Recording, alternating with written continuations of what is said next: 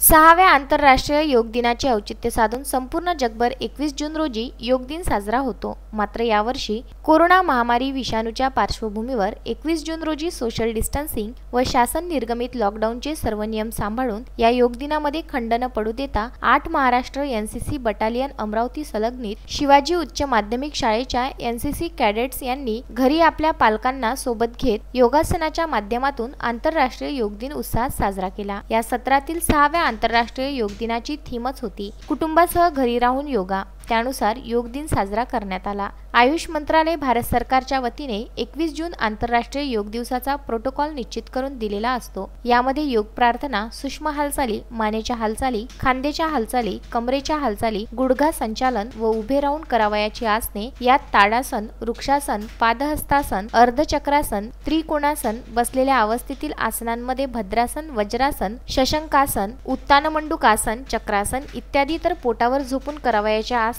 मकरासन, भुजंगासन, शलभासन व पाठीवर झोपलेल्या अवस्थेतील आसनात उत्तानपादासन, अर्धहलासन, पवनमुक्तासन व शवासन इत्यादी आसनांचा समावेश असतो व आसनानंतर प्राणायाम करायचे असते। यामध्ये कपालभाती, अनुलोम विलोम, शीतली, भ्रामरी इत्यादी प्राणायाम यांचा समावेश असतो।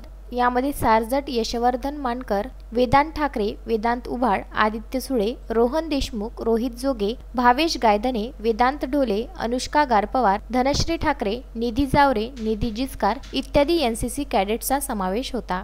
संजय गारपवार, विदर्भ न्यूज, मोर्शी।